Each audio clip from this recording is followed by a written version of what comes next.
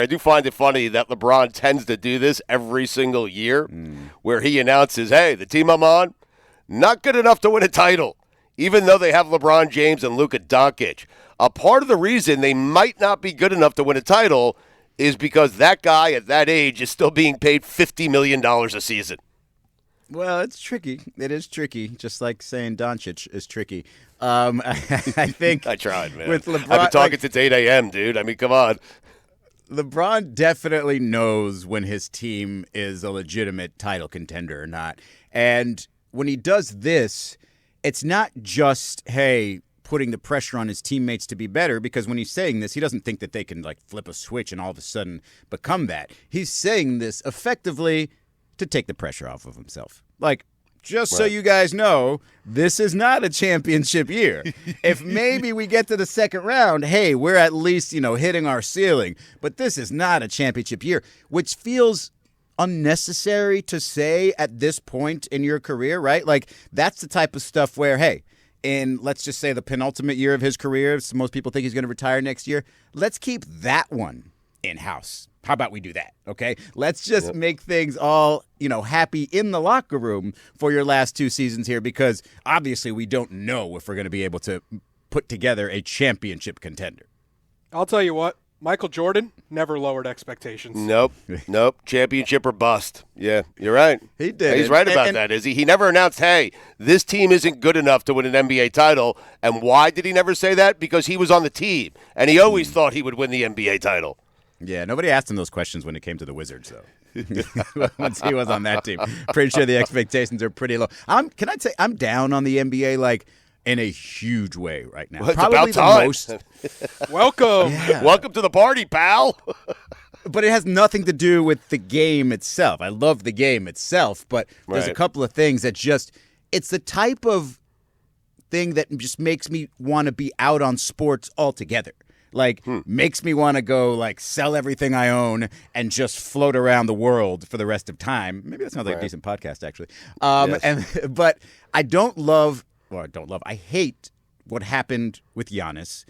Giannis basically sort of manipulating the storylines of the trade market and then announcing after he wasn't traded he has a partnership with Kalshi in the predictive market, and that to me is just mind-blowingly stupid. Like, you can get in trouble. To you, it's stupid. To me, it's a heady play. Precisely. Yeah. It is a Stugotz move when you have Giannis Antetokounmpo's profile. You can't do that. You can't. Right. And then the other thing, I feel like that speaks for itself, right? Like, if it goes beyond sports, if it goes just, hey, one of the main figures in this sport is sort of cheating the system so that he can, make a little more money, which is crazy. He's made plenty. But the other side of it, and a lot of people have complained about this, but it doesn't really hit me the same way it has in the past as it does now with the Utah Jazz. Now, I probably shouldn't say this because right now the Miami Heat are doing the Lord's work and not allowing the Utah Jazz to tank because they let the Jazz beat them yesterday. Taylor, put it on the poll. Are the Heat doing the Lord's work? Thank you. I'll get back to that because they need some credit for losing to the Jazz yesterday.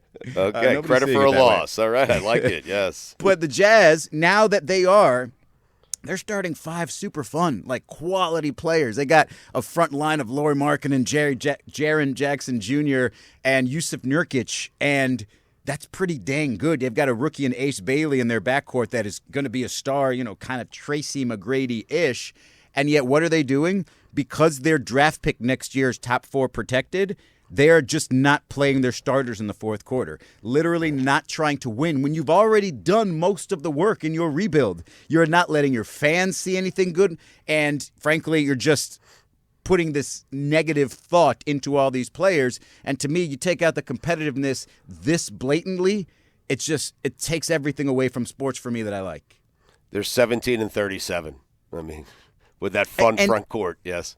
But they just got Jaren Jackson Jr. Yes. So they got him. And so it's just like, if I'm a Utah Jazz fan, I'm like, you're making me wait until next year, and you're already sort of planting the seed of losing on purpose into this group. I hate that. I absolutely hate it. And obviously the Milwaukee stuff makes you question, or the Giannis stuff makes you question everything. And it just makes it feel like, man, Like, take me back to the day where it was just about sports. Like, the gambling thing, you think maybe back in the day when we all talked about how terrible an idea it was to legalize gambling, you think we were right.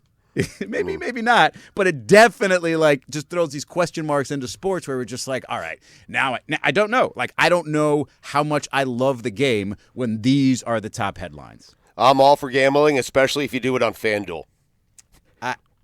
Listen. I'm just saying, Izzy, and listen, I got to be honest with you. with gambling, yes. Yes, I have to be honest with you. Mikey A, I've never seen him happier than you being down on the NBA, but I do feel like it's excessive for you to say, hey, I am done with sports. I'm going to sell everything and go travel and float around the world. I mean, it does sound amazing, does it not? But of course this it is does. what's going to do it. This is what's going to do it. It's the Giannis, because Giannis used to be like the purest form of competitiveness. He used to be the guy that was like, oh, I don't care what it's like. I'm going to be the genuine hooper, and now the Kalshi thing, and it's just like, you've got to be kidding me. Yeah. Put it on the poll, Taylor. Do you miss when it was just sports? Izzy, I'm looking at highlights right now of Jazz Heat.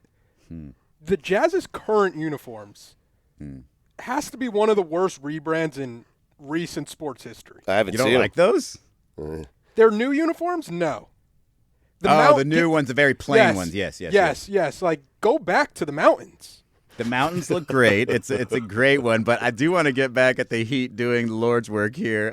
Please do. Yeah. It was so I'm watching this game, and I am a very muted Miami Heat fan when they are at this level where they're just trying to figure stuff out. Like, I feel bad for Coach Spo. I feel bad for Bam Adebayo, whatever. But it was so confusing yesterday because it's like, all right, you guys struggled through 3 quarters, but the Jazz are going to hand you the game, so here you go. You could feel better about yourself a little bit. But those Jazz players were still playing hard, and Miami couldn't make a shot. Bam Adebayo couldn't take over because his fellow All-Stars, Norm Powell and Tyler Hero, were out. And they lost that game, and then I started to say to myself, well, wait a second. They're doing the league a favor right here. Because how dare you come into my house and not play your best players? You want to lose? We won't let you lose. And I think the more teams do that to the Utah Jazz, the more this blatant tanking might not actually continue. Because think about this. Like, let's say a bunch of other mid teams, like the Chicago Bulls, the Portland Trailblazers, all say to themselves, listen, we are not letting the Utah Jazz lose on our watch, and they are going to get a 5 through 14 draft pick, dang it, and they are not going to get protected, and their whole plan's going to blow up. Like, I think the only way to fix tanking is if other teams in the league help you fix it. They decide to tank. They decide. It's like, no. Right. You cannot lose. We're going to lose. You're not going to lose. And it's teams who still kind of care about winning. And just like, no. We care more about solving tanking than we do about being in that play-in. Right. How badly do you really want to lose? Because we're really going to try and lose. Who wants it more? Who wants it less, I think, is probably. Or who wants it less? Ace Bailey, you wanted it way too much. Way too much last night. Bryce Sensabaugh wanted it way too much. Bam Adebayo, he knew what he was doing.